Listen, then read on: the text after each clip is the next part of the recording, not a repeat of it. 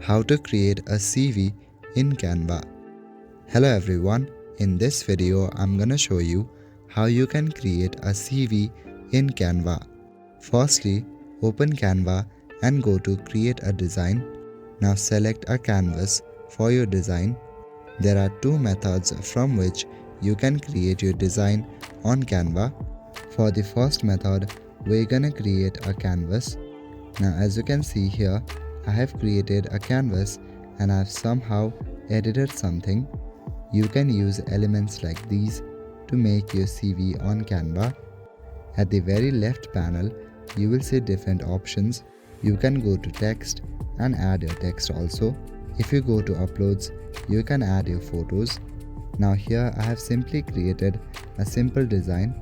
You can add in your name and everything on this CV. Now there's also another way which is much more quicker and easier. Go to Canva and go to the template section. Go to the search bar on the top and type in CV and search for it. Now different CV templates will pop up. Select the one you like and click on customize this template. Now you can customize every factor of this CV and make it yours. So that is it for this video. I will see you in the next one. Thank you.